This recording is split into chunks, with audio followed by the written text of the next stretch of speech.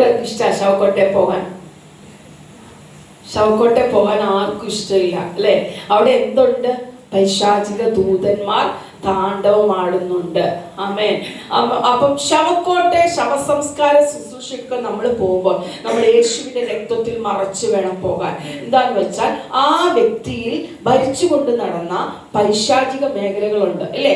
ഓരോ വ്യക്തികളെയും ഭരിക്കുന്ന നമ്മൾ കർത്താവിന്റെ മക്കളാണെങ്കിലും നമ്മളെ ചിലതെന്തെയും സ്വാധീനിക്കാറുണ്ട്, സ്വാധീനിക്കും. അപ്പൊ നമ്മൾ എന്ത് ചെയ്യണം? യേശുവിന്റെ രക്തത്തിൽ നമ്മൾ മറഞ്ഞിരിക്കണം.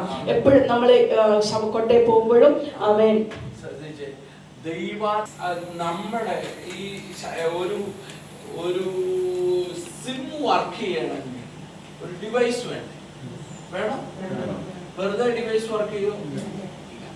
ഇതുപോലെ തന്നെ നമ്മൾ ജീവനുള്ള ദേഹികളാണ്.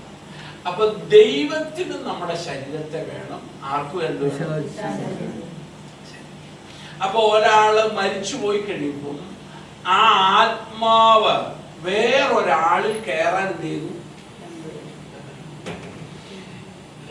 ലക്കിയോൻ 6000 ഭൂതം ബാധിച്ച ഒരു മനുഷ്യൻ. എത്ര? ആ മനുഷ്യനെ പിശാച് കൊണ്ട് നടക്കുക കൊല്ലാൻ വേണ്ടി. എന്നാൽ കൊല്ലാൻ കിട്ടിയില്ല. 6000 ഭൂതം ബാധിച്ചിട്ട് പിശാചിന് കൊല്ലാൻ പറ്റിയില്ല. ദൈവത്തിന് പദ്ധതിയുണ്ട്. അടുത്തിരിക്കുന്ന ആളോട് പറ, 6000 ഭൂതം ബാധിച്ചിട്ട് പിശാചിന് കൊല്ലാൻ പറ്റിയില്ല. കാരണം ദൈവത്തിന് അവനെ കുറിച്ച് പദ്ധതിയുണ്ട്. അവനെ ഒരു സുവിശേഷകനാക്കാൻ. നിങ്ങൾ ആത്മഹത്യക്ക് വേണ്ടി ശ്രമിച്ചിട്ടുള്ള ഒരു കാലം മടിക്കണ്ട. കാരണം കൈകൾ ഉയർത്ത. ആത്മഹത്യക്ക് വേണ്ടി ചിന്തിച്ചിട്ടുള്ള ഒരു കാര്യം ഉയർത്തിക്കുക. ചിന്തിച്ചിട്ടില്ലാത്ത ഒരു കാര്യം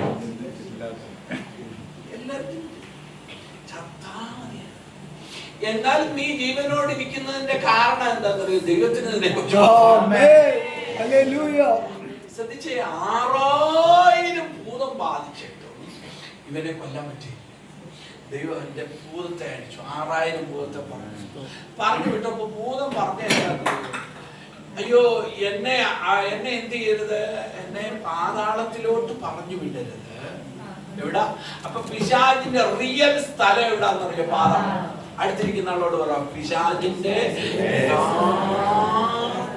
സ്ഥലം എവിടാണ്?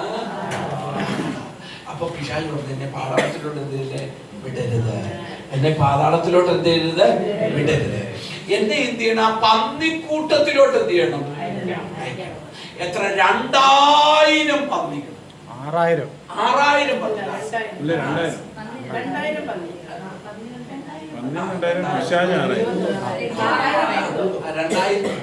6000 ഭൂതം 2000 പന്നി. സോറി, നല്ല കാര്യം പറഞ്ഞു. ഓക്കെ, ശ്രദ്ധിച്ചാട്ടെ. അപ്പം 2000 പന്നികൾ. അപ്പൊ 2000 ഡിവൈഡഡ് 6000 എത്ര? ഒരു പന്നിയിൽ എത്ര ഭൂതം? 6000 ഡിവൈഡഡ് 2000 എത്ര? 3 ഭൂതം. അപ്പൊ 3 ഭൂതം ഓരോ പന്നി. ഈ 3 ഭൂതത്തിൽ പിടിച്ചു നിൽക്കാൻ പറ്റിയില്ല. 3 കൂടെ കടുന്തൂക്കോടെ ആത്മഹത്യ ചെയ്തു. പന്നി എവിടെ വീണു? വസിക്കാൻ എന്ത് വേണം? ഇന്ന് നിങ്ങളുടെ ശരീരത്തിൽ വസിക്കുന്ന ദുർഭൂതങ്ങളെ നിങ്ങൾ പുറത്താക്കണം. അപ്പൊ ആ ഭൂതം പോയി കഴിഞ്ഞപ്പം അവനിൽ ദൈവാത്മാവ് വന്നു. അവൻ വസ്ത്രം ധരിച്ചു, സുബോധം പ്രാപിച്ചു. അവൻ യേശുവിനെ ഉയർത്തി. മനസ്സിലായോ? നിങ്ങളിൽ എന്താ വസിക്കേണ്ടത്? അടുത്തിരിക്കുന്ന ആളോട് പറഞ്ഞത്, നിങ്ങൾ ദൈവാത്മാവ്. അപ്പം ഞാൻ പറയട്ടെ, അപ്പൊ നിങ്ങളെ വഴക്കുണ്ടാക്കുന്നത് എന്താണ്? ദൈവാത്മാവാണ്? ഭൂതമാണ്? നഷ്ടം ഉണ്ടാക്കുന്നത് എന്താണ്? ഭൂതം. ആത്മഹത്യ ചെയ്യേ നീ ആത്മഹത്യ ചെയ്യെന്ന് പറയുന്ന ആരാ? ദൈവാത്മാവാണോ? നല്ലതല്ലാത്തതെല്ലാം ഭൂതമാണ്. അപ്പം ഒരു ശരീരത്തിൽ 2 സിം വർക്ക് ചെയ്യത്തില്ല. അടുത്തിരിക്കുന്ന ആളോട് പറഞ്ഞാൽ ഒരു ഡിവൈസിൽ എന്ത് ചെയ്യത്തില്ല? ഒരു സിം മാത്രം. അപ്പം ഇന്ന് നിങ്ങളുടെ ശരീരത്തിൽ എന്താ വസിക്കാൻ പാടുള്ളൂ? അപ്പം ഈ ശാപശക്തി മാറുമ്പോൾ നിങ്ങളിൽ എന്ത് വസിക്കും? അപ്പം ഇനി അടുത്തത് എങ്ങനാ ശാപം വരുന്നതെന്ന് ഇപ്പൊ പഠിക്കും. എങ്ങനാ ശാപം നമ്മളിൽ വരുന്നത്? 4 കാര്യങ്ങൾ ചെയ്യണം. 4 കാര്യങ്ങൾ എന്തൊക്കെയാന്ന് നമുക്ക് പറയാം. ഒന്ന്, അനുദപിച്ച് നമ്മൾ പാപം ഏറ്റു പറയണം. നമ്മുടെ ഓർമ്മ വെച്ച നാള് മുതലുള്ള നമ്മൾ ഓരോ പാപങ്ങളും നമ്മൾ എന്ത് ചെയ്യണം? ഏറ്റു പറയണം. എങ്ങനെ ഏറ്റു പറയണം? അനുദപിക്കണം. നമുക്ക് എന്ത് വരണം? അനുതാപം വരണം. ഞാൻ കർത്താവേ പാപിയാണ്, എനിക്ക് ആ തെറ്റ് പറ്റിപ്പോയി, എന്നോട് ക്ഷമിക്കണം. ഞാൻ വിശ്വസിക്കുന്നു അങ്ങയുടെ രക്തത്താൽ ഞാൻ കഴുകൽപ്പെട്ടവളാണ്, എൻ്റെ പാപം മുഴുവൻ അങ്ങ് ക്രൂശിൽ വഹിച്ചു എന്ന് ഞാൻ വിശ്വസിക്കുന്നു. അങ്ങ് എനിക്ക് വേണ്ടി മരിച്ചു എന്ന് വിശ്വസിക്കുന്നു. ഇന്ന് എനിക്ക് വേണ്ടി ഉയർത്തെഴുന്നേറ്റ് ജീവിക്കുന്നു എന്ന് ഞാൻ വിശ്വസിക്കുന്നു. ആമേൻ, ആമേൻ, ആമേൻ. അങ്ങനെ നമ്മൾ എന്ത് ചെയ്യണം? അനുദപിച്ച് പാപം മുഴുവൻ എന്ത് ചെയ്യണം? ഏറ്റു പറയണം. ഏറ്റു പറഞ്ഞ് എന്ത് ചെയ്യണം? ഉപേക്ഷിക്കണം. ലംഘനം മറച്ചു വെക്കുന്നവന് ശുഭം വരികയില്ല. എന്ത് വരത്തില്ല? ശുഭം വരണമെങ്കിൽ നമ്മുടെ പാപങ്ങൾ നമ്മളിങ്ങനെ പരിശുദ്ധാത്മാവ് ഓർമ്മപ്പെടുത്തും. പാപമെല്ലാം ഓർമ്മപ്പെടുത്തും. അത് മൊത്തം നമ്മൾ എന്ത് ചെയ്യണം? ഏറ്റു പറയണം. അടുത്തത്, നിയമപരമായ അവകാശത്തെ അറുത്ത് കളയണം. നിയമപരമായ അവകാശം എന്ന് പറഞ്ഞാൽ പിശാചിന് നമ്മൾ കൊടുത്ത കുറെ അവകാശങ്ങളുണ്ട്. എന്തുണ്ട്? അവകാശം. പിശാചിന് നമ്മൾ കൊടുത്ത അവകാശം അത് നമ്മൾ എന്ത് ചെയ്യണം? അറുത്ത് കളയണം. നമ്മുടെ ഒരു കാര്യം ശ്രദ്ധിക്കണം. നമ്മുടെ ഒരു പാസ്റ്റർ പ്രാർത്ഥിക്കുന്നു, നമുക്ക് വലിയ വിടുതൽ കിട്ടും. അത് കഴിഞ്ഞിട്ട് പിന്നെ നമ്മൾ ആ വിഷയത്തിൽ എന്ത് ചെയ്യും? കുറച്ച് നാളൊക്കെ ഭയങ്കര സന്തോഷമായിരുന്നു പാസ്റ്റർ, വലിയ സന്തോഷം. പക്ഷെ എന്ത് ചെയ്യുന്നറിയോ? ഒരു നിലനിൽക്കുന്ന വിടുതല് നമുക്ക് കാണാൻ പറ്റാത്ത ഏതോ ഒരു ശാപം എന്ന് പറഞ്ഞാല് ഈ പിശാചിന് കൊടുക്കുന്ന ക്ഷണക്കത്തുകളാണ് നമ്മുടെ. നമ്മൾ എന്ത് ചെയ്യാണ്? നമ്മൾ ഓരോ പാപം ചെയ്യുമ്പോഴും നമ്മൾ പിശാചിന് എന്ത് ചെയ്യാണ്? ഇൻവിറ്റേഷൻ. അപ്പം ഈ ഇൻവിറ്റേഷൻ എന്ന് പറഞ്ഞാൽ അതിന്റെ അർത്ഥം എന്താ? നിനക്ക് ഇഷ്ടമുള്ളപ്പോൾ ഞങ്ങളുടെ വീട്ടിൽ വന്ന് എന്ത് ചെയ്യാ? ഞങ്ങളെ സന്ദർശിക്കുക. അപ്പൊ പിശാചിന് ക്ഷണക്കത്ത് കൊടുത്താൽ ഉടനെ അവൻ വരത്തില്ല. അവൻ ഇതെല്ലാം കൂടെ കൂട്ടി കൂട്ടി എന്ത് ചെയ്യും? നമ്മൾ കള്ളം പറയുന്നത് പിശാചിന് എന്താണ്? ക്ഷണക്കത്താണ്. നമ്മൾ മറ്റുള്ളവരുടെ കുറ്റം പറയുന്നത് എന്താണ്? പിശാചിന് ക്ഷണക്കത്ത്. അപ്പൊ ഈ വഴക്കുണ്ടാക്കുന്നത് എന്താണ്? എല്ലാം പിശാച് എന്ത് ചെയ്യും? അപ്പൊ പെട്ടെന്ന് ഒരു വിഷയം വരുമ്പോൾ, രോഗം വരും, അസ്വസ്ഥത വരും, അതെല്ലാം കൂടെ തകർന്നു പോകും. അപ്പൊ ഈ ക്ഷണക്കത്തുകൾ നമ്മൾ എന്ത് ചെയ്യണം? പിശാചിന് താഴ്ത്തണം. അപ്പം അടുത്തത്, ഇതെങ്ങനെയാണ് നമ്മൾ ഈ പിശാച് ഈ ക്ഷണക്കത്ത് എത്ര നാൾ വരെ നിൽക്കുമെന്നറിയോ? 10 തലം. എത്ര തലമുറ വരെ? എന്ന് പറഞ്ഞാല് ചില ആളുകൾ പറയും, ഞാനൊരു കുറ്റം ചെയ്തിട്ടില്ല, ഞാൻ നല്ലത് മാത്രമേ ചെയ്തിട്ടുള്ളൂ, പക്ഷെ എനിക്ക് എപ്പോഴും എന്താണ്?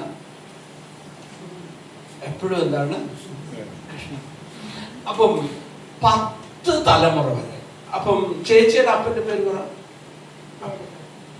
ദേവദാസിന്റെ അപ്പന്റെ പേര് പറ.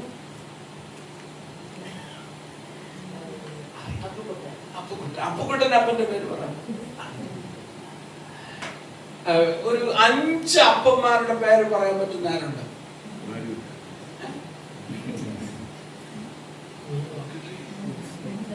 അപ്പൊ നോക്കിക്കേ, 10 തലമുറ എന്ന് പറഞ്ഞാല് 10 തലമുറ വരെ ഇതെന്ത് ചെയ്യാം? അപ്പം വേദപുസ്തകത്തിൽ വായിക്കുന്നു, മത്തായി സുവിശേഷം വേഗം ആ വാക്യം ഒന്ന് വായിക്കാം.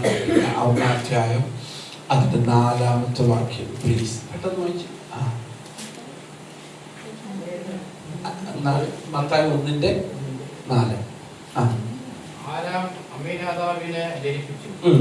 അമീനാദാബ് നഹശോനെ ജനിപ്പിച്ചു. നഹശോൻ ശൽമോൻ. ഒന്ന് ശൽമോൻ. അടുത്തത് ബോവസ്. അടുത്തത് രൂത്തിൽ. ഓബേദ് ഈശായെ ജനിപ്പിച്ചു. ഈശായി രാജാവിനെ ജനിപ്പിച്ചു. ദാവീദ് രാജാവിനെ ജനിപ്പിച്ചു. അപ്പൊ ഇങ്ങോട്ട് ശ്രദ്ധിച്ച എല്ലാ പാപത്തിന്റെയും പുറകിൽ ഒരു ഭൂതമുണ്ട്. അടുത്തിരിക്കുന്ന ആളോട് പറയാം, എല്ലാ പാപത്തിന്റെയും മോഷ്ടിക്കുന്നത് ഒരു പാപമാണ്, കള്ളം പറയുന്നത് ഒരു പാപമാണ്, വ്യഭിചാരം ചെയ്യുന്നത് ഒരു പാപമാണ്. അപ്പൊ എന്താണ്? എല്ലാവരും മിണ്ടാതെ. അപ്പൊ എല്ലാ പാപത്തിന്റെയും പിമ്പിൽ എന്തുണ്ട്? ഒരു ഭൂതമുണ്ട്. ആ ഭൂതം ഇപ്പോഴും വായിക്കുന്നു. ഇവിടെ റാഹാബ് ആരാണ്? ഒരു വേശ്യ. റാഹാബ് ആരാണ്? വേശ്യ. അപ്പം ശൽമോനിൽ ആരെ ജനിപ്പിച്ചു? ഇശായിയെ ജനിപ്പിച്ചു. ഇശായി ആരെ ജനിപ്പിച്ചു? ദാവീദ്. ദാവീദ് ആരാണ്? രാജാവിന്റെ വല്യമ്മച്ചിയാണ് ആര്? രാഹാബിന്റെ തൊഴിൽ എന്താണ്? അപ്പൊ വേശ്യ വൃത്തി ചെയ്യിപ്പിക്കുന്ന ഒരു ഭൂതമാണ്. ആ ഭൂതം ആര് കയറി? ദാവീദ് പാപം രഹസ്യത്തിൽ ചെയ്തു. എന്നാൽ ദാവീദിന്റെ മകനാണ് ശലോമോൻ. ആരാണ്? ജ്ഞാനി, കഴിവുള്ളവൻ. എന്നാൽ അവൻ ശലോമോന്റെ കുഴപ്പം എന്താണെന്നറിയോ? അവൻ ശലോമോൻ എത്ര ഭാര്യമാരുണ്ടായിരുന്നു? 700 ഭാര്യമാർ. 1000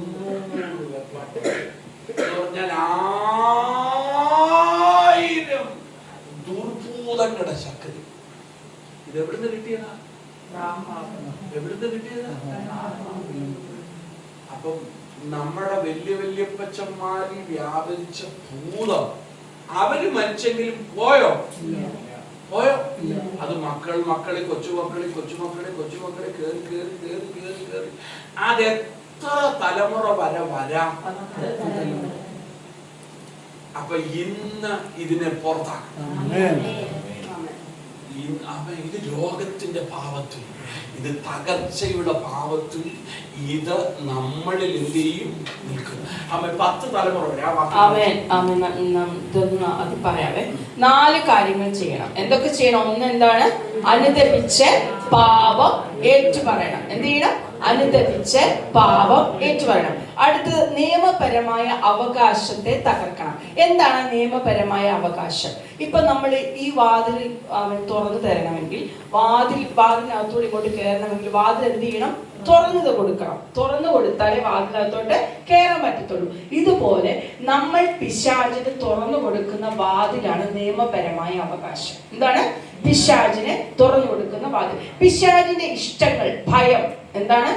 ഭയം. നമ്മളിൽ ഭയം ഉണ്ടാക്കിയാൽ പിശാചിനൊരു വാതിലായി. എന്താണ്? വാതിലായി.